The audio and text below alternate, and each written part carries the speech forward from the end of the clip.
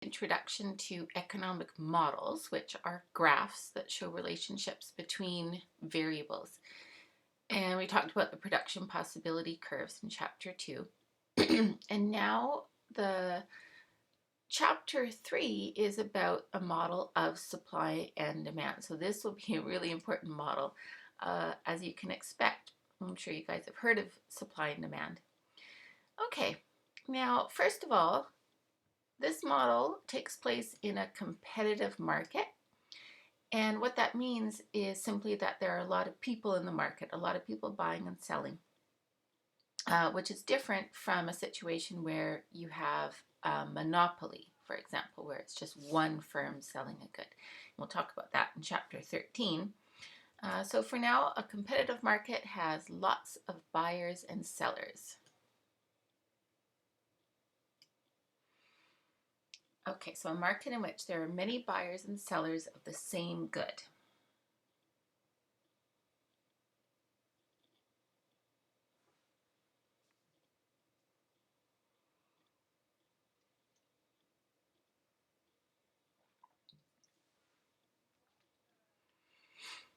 Now remember, when we say a market in microeconomics, we're talking about buying and selling of a particular good. So the market for wood, for example, or the market for copper, or the market for rice or apples. Okay, so a competitive market will be often a global market. It will be for something common like rice, apples, things that a lot of people buy and sell. All right, now we'll talk about demand first. Okay, so when we talk about demand for a good, it means how much do people want to buy? And of course, it will depend on the price of the good. Okay, so demand refers to how much of a good or service, that's just short for good or service, that people want to buy.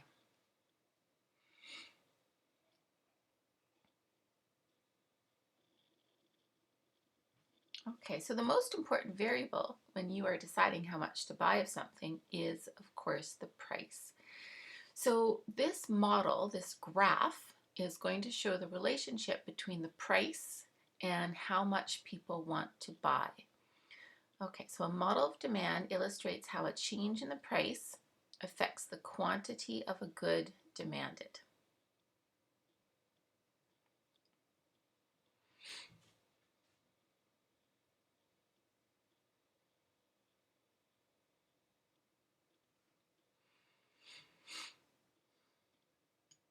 Ceteris paribus. So you might remember that from chapter 2. It was on the first page of chapter 2.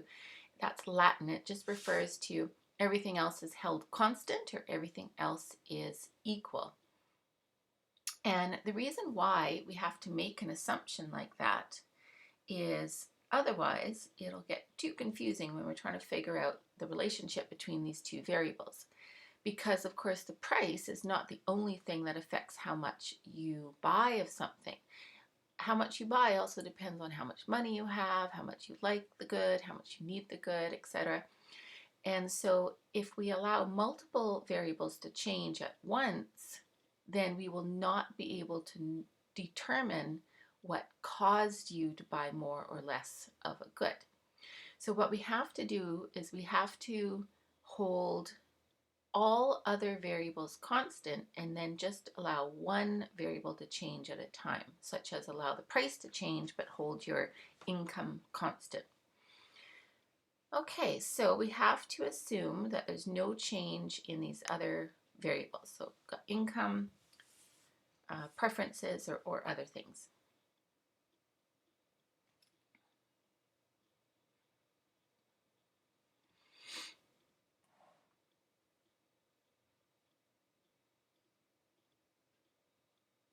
Okay, so we'll talk about these other variables in a few pages, but for now we'll just focus on price.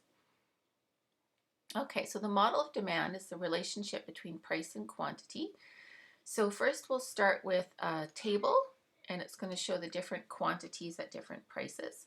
And this table is called a demand schedule. So we have a demand schedule for hot chocolate, and we've got prices. And as the price increases, we can see that the quantity demanded will go down. So there's a negative relationship between the price and the quantity. All right, and so now we'll graph those points. So demand curves will always be a straight line, in this course anyway. Okay, so that makes it a bit easier. So you can just plot the two intercepts. So $3, quantity of 0, or price of 0 and a quantity of 12. And then you can just draw a straight line. Okay, so the line slopes down because there is a negative relationship between the price and the quantity. And this negative relationship will always be true. People will always buy more if the price goes down, less if the price goes up, assuming that nothing else has changed. Okay, so this is the law of demand. So all other things equal, QD, now the D, this is short then for quantity demanded, right? So the D is for demanded. So quantity demanded decreases when price increases, or vice versa.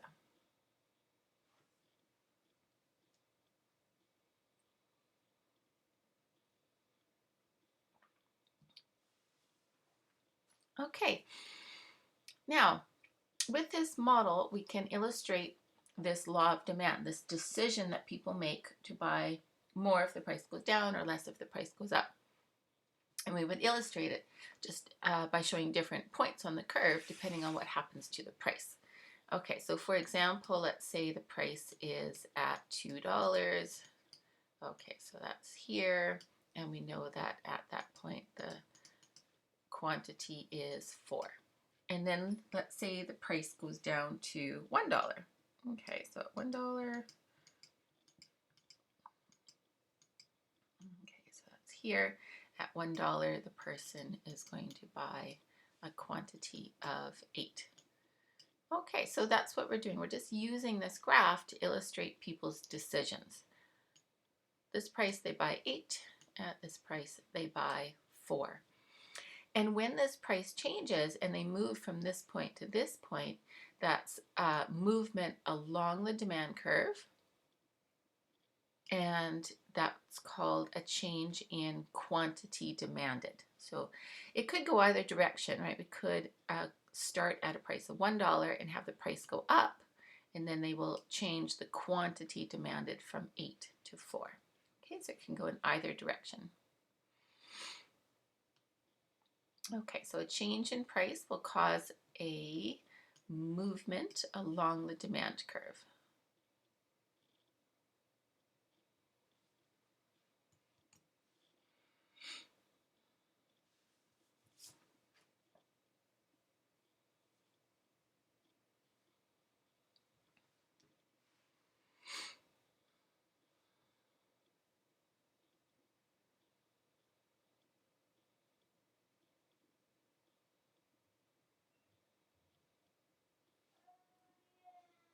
Okay, so in this example, the price starts at $1.50 and increases to $2.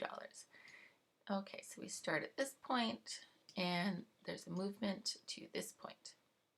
Okay, so the quantity demanded decreases from 6 to 4.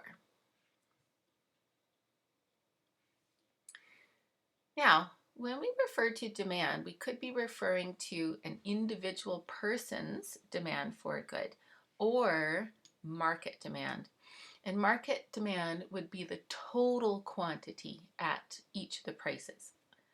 Okay, so aggregate quantity, so aggregate means total, aggregate quantity demanded at each price. So in this market, a small market, we just have 2 people, and what we do is we just add the quantities. So at a price of 0, there would be a total of 18, 15, and so on.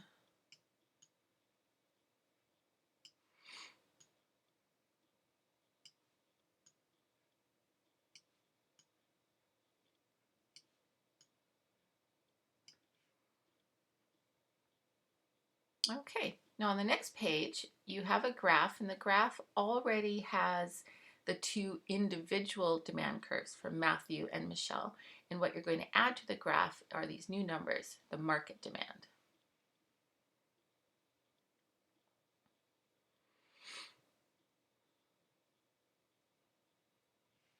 Okay, so this point is still the same, but now the new horizontal intercept is at quantity of 18. Okay, and I will try my very best to draw a straight line.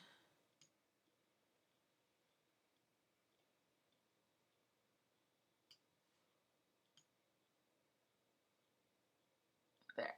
Okay, so there's our new market demand curve.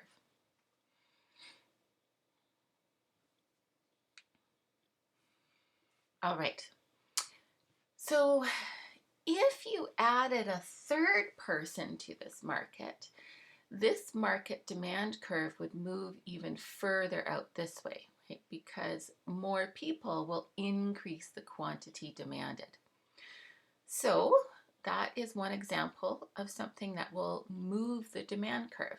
Okay, so we're going to talk about other variables now, things that will change the quantity that people want to buy, not just the price. So things that will shift the demand curve.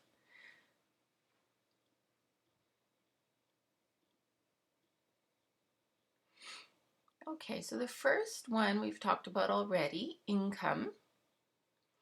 Right? When you have a different amount of money, you can afford to buy different amounts of goods. Second thing we've mentioned as well is preferences or necessity.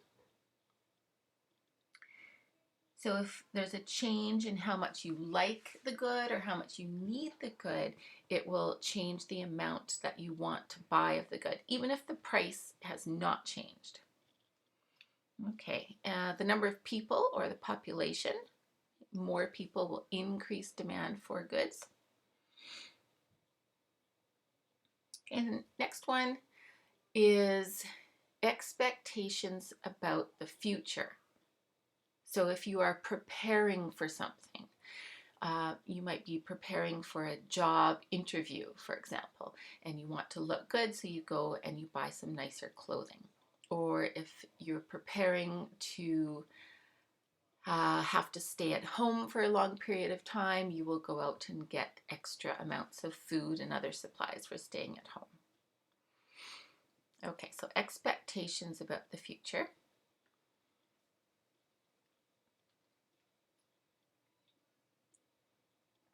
And then the last one is when the good you're thinking about buying has related goods. So for example, vehicles require gas, and so your decision about what type of vehicle to get will depend on the price of gas. If gas is super cheap, then you're not so worried about fuel efficiency. You might buy a car with a big motor. Whereas if gas is expensive, if it's very expensive, you might decide to buy an electric car, for example. Okay, so goods can be, related goods can be substitutes or complements. So prices of these substitute or complementary goods will influence your demand.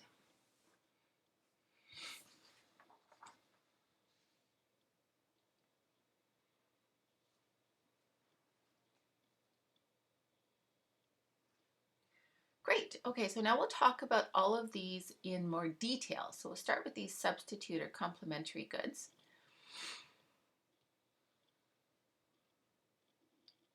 Okay, so complements are like cars and gas. They're goods that go together.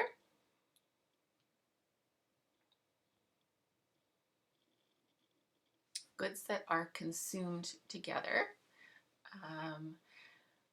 Okay, so vehicles and gas, popcorn and movies. Now those don't have to go together, but it's a common thing, at least in North America, to eat popcorn when you go watch a movie. Staples and staplers. Substitute goods are goods that are similar and people will buy one or the other. So you can get an electric car or you can get a gas powered car. You get one or the other.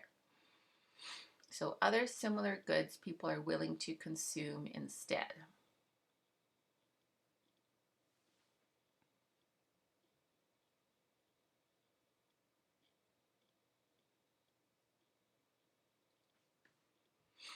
Okay, some other examples: coffee or tea, rice or potatoes, or Pepsi and Coke.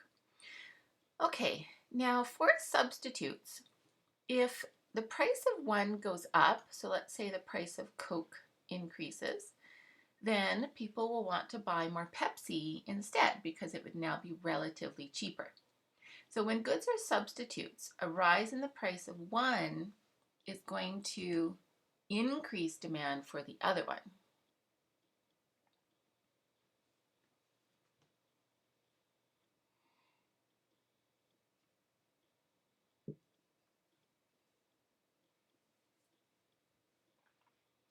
Or vice versa. So if the price of Coke decreased, people would then be drinking more Coke and demand for Pepsi would decrease. Now for complements, it will be the opposite. If the gas becomes more expensive, people will then drive less, or they would have less demand for gas-powered cars. So a rise in the price of one decreases demand for the other good.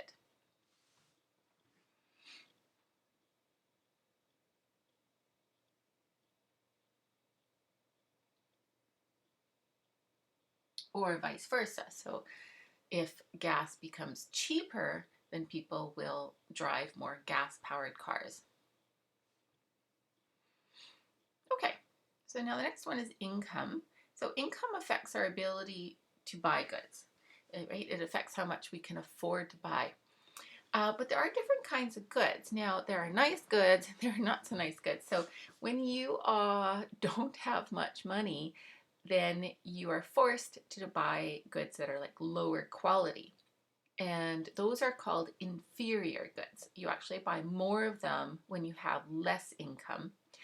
Whereas other goods that are nicer, better quality, those are called normal goods. Those are the kinds of goods that you do like, and if you have an increase in income, you will buy more of them.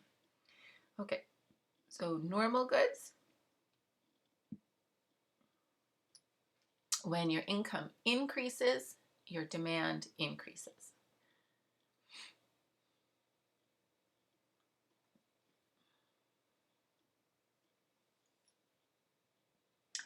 Or vice versa. When your income decreases, then you would buy less of them. Okay, but inferior goods are different. Those, when your income increases, you actually buy less of them. So demand decreases.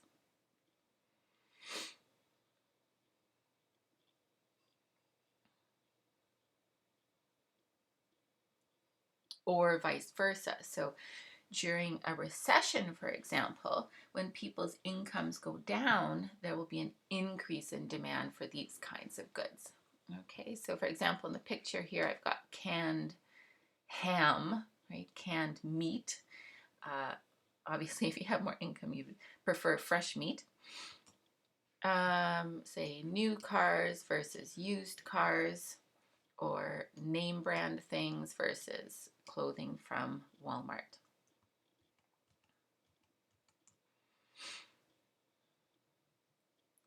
Okay, next is preferences, and that would include necessities.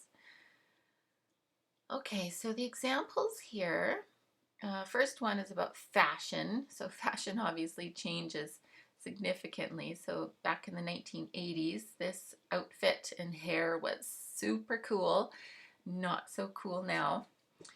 Changes in knowledge as well. So cigarettes, for example,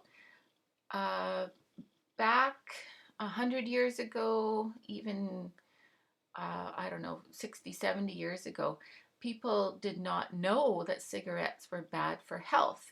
And so we can see in the advertisement here, in the ad, very, very old ad, it's a doctor who's actually recommending a certain brand of cigarettes. And so, of course, now we know that cigarettes cause lung cancer. And so there has been a a vast decrease in per capita smoking, right? Demand for cigarettes has really gone down. Okay, change in population. So obviously if there's more people, that will change the number of potential consumers. But it doesn't always happen in a direct way because it depends on the new people. Are they different or are they similar to the existing population of consumers? So for example, generations have different preferences. Like you guys prefer things that are very different from what your parents prefer, what your grandparents prefer. So as population increases and the younger people have different preferences, it doesn't necessarily increase demand for all things, just increases demand for things that the young people like. Okay, so with more people, demand will increase, but only increase if the new people are similar. Okay, so assuming the extra people have the same tastes and income as the existing population.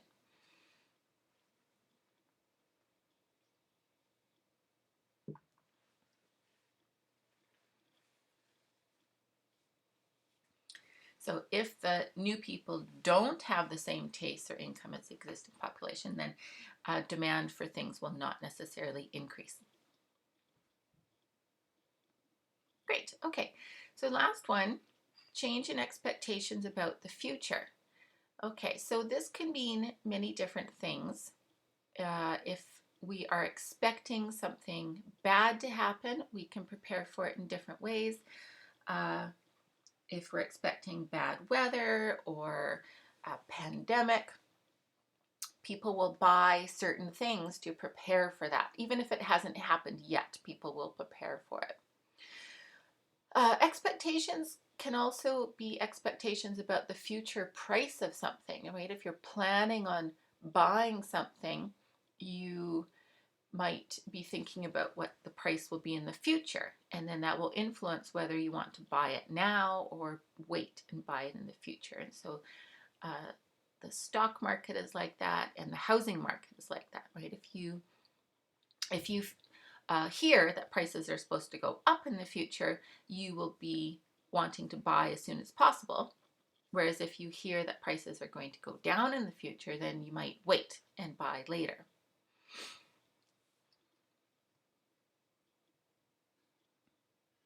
Great. Okay, so now we're going to illustrate these effects from these other variables. So these other variables that we've just gone through, these 5 things, changes in income, expectations, what they will do is they will create a new demand curve, either to the right or to the left. And what's happening is at each price, there's going to be a change in the quantity that people want to buy. So even if the price has stayed the same, these other variables have changed, and it has changed the amount that people want to buy. So this is going to shift the curve, and it can shift it to the right or to the left, depending on whether demand is increased or decreased. All right, so a shift to the right, that is going to be called an increase in demand because people are wanting to buy more of the good regardless of the price, right? So, right, doesn't matter what the price is at each point along here, they're wanting to buy more. Or a shift to the left is going to be called a decrease in demand. And what's happening is at any price along here, there's been a decrease in the quantity people want to buy.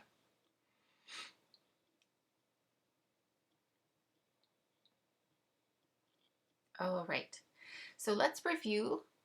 Now, the demand curve is a negative relationship between price and quantity. When the price changes, which is what we talked about in the first few pages, then the price change is illustrated by just a movement from one point to another point on the same demand curve, right? That's assuming nothing else has changed, just the price has changed. Okay, so that's called a change in quantity demanded. Okay, so a change in quantity demanded, and that refers to a movement along the curve.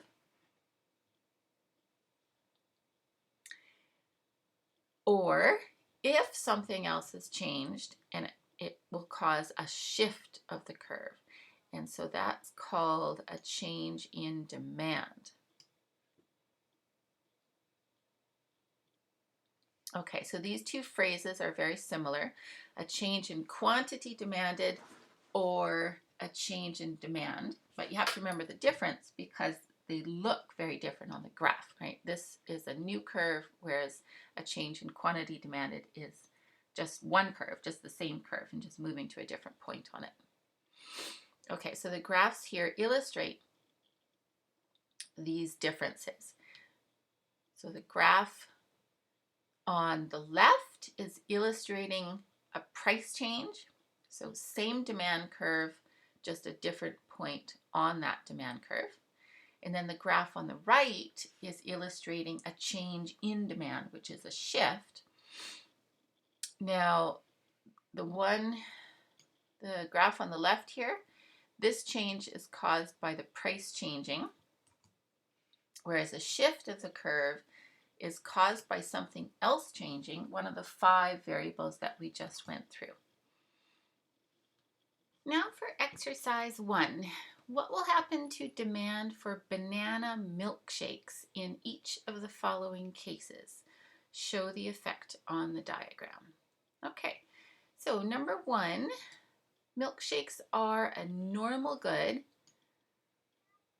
Okay, so that means that it's something people actually like, and if they have more income, they will buy more of it, or vice versa. So here incomes decrease.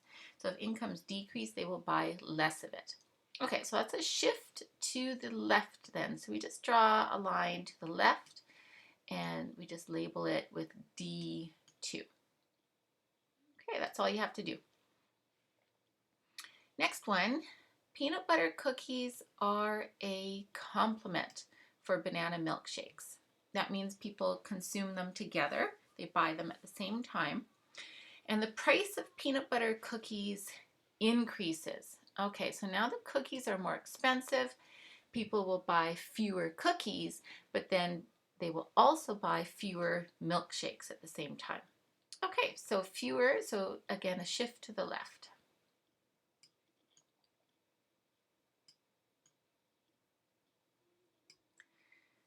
Strawberry milkshakes are a substitute for banana milkshakes. Okay, substitute means consumers will buy one or the other, and the price of strawberries increases. Okay, so strawberry milkshakes will now be more expensive, and so people will consume fewer of the strawberry milkshakes, more of the banana milkshakes instead. Okay, so now we show a demand curve to the right. That one didn't work out very well. Let me try and draw a straighter line. There we go. And D2.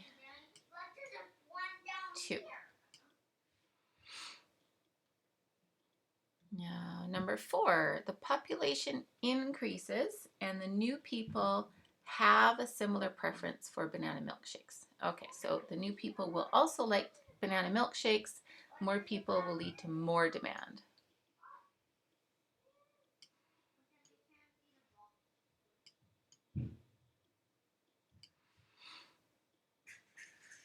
Okay, number 5, consumers expect the price of banana milkshakes to decrease next month. Okay, so that means they'll hold off right now. They'll wait for the price decrease. They'll decrease their demand today. Okay, so shift to the left.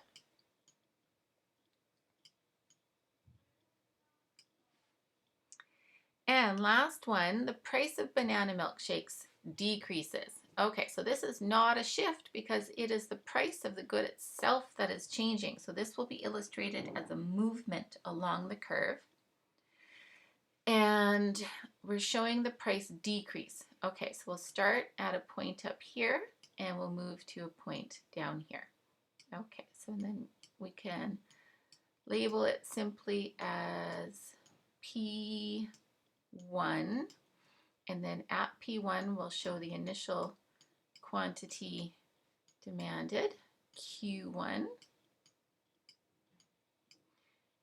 And then we'll show the new price.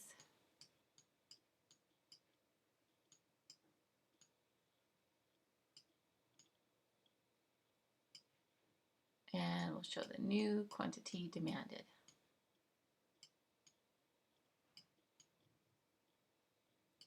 Good. Okay, so that's all you have to do. Now, last page for demand, and then we're going to go on to supply. All right. So the policy application for demand is using the model of demand to control traffic congestion, and air pollution. All right, so pollution is obviously a major problem, and it would be great if people would drive less. So we can use the model of demand to illustrate what would happen or what would be necessary to happen in order for people to drive less. Okay, now let's just go back to this page here. I just want to review the different ways in which people can do less of something. So it can either come through a shift of the curve, so a shift to the left, and that would cause a decrease in demand. And that would have to happen by changing these variables here. And most of them we cannot change, right? We can't decrease incomes, for example. We can't make people move away. But we can change prices of related goods. Okay, so we'll talk about that. The other thing to do is to change the price of driving and to make it more expensive to drive by making people pay to use roads.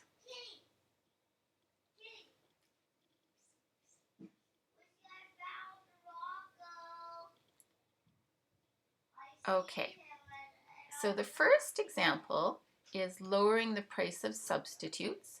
So for example, subsidizing transit. That means the government helps to cover the cost so that the price is lower for consumers, and then they will use transit systems more. But it's not just about the price, but you can make the transit system more desirable in other ways by making it safer, cleaner, more convenient.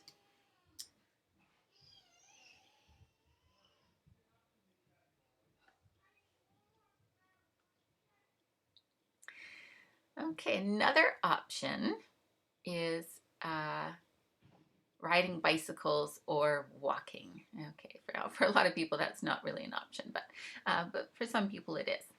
Okay, so those are all substitutes, and the government can make the price of those substitutes lower or make it more convenient. So that's another way of making the cost to people lower. Okay, complements for driving, things like gas, so increasing gas taxes or parking rates.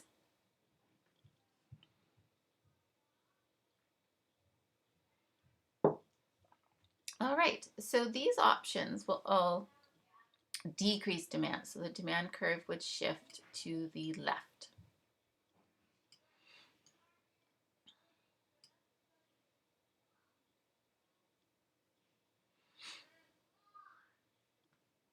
So the other option is to increase the price of driving. Now, most of the time, the price is just zero, right? You get to go drive on a road, you don't pay anything. And so that means your quantity demanded is way over here at the maximum. So we'll call that Q1. So P0 would be P1. So that's when you don't have to pay to drive on a road. But if the government were to make people pay to drive on roads, now of course that's not possible for a lot of roads, but say crossing a bridge, for example, they can make people pay to cross the bridge. So that's called a road toll. And so that will increase the price. And then, of course, people would drive less. So at this new price, now quantity demanded will be lower. Okay, now remember the vocabulary here. So in this picture, we have a movement up the curve. That's a change in quantity demanded. That would be a decrease in quantity demanded. Whereas in this picture with a shift of the curve, that is called a decrease in demand. So remember the difference in those two phrases. Great. Okay, so now we're going to go on to supply.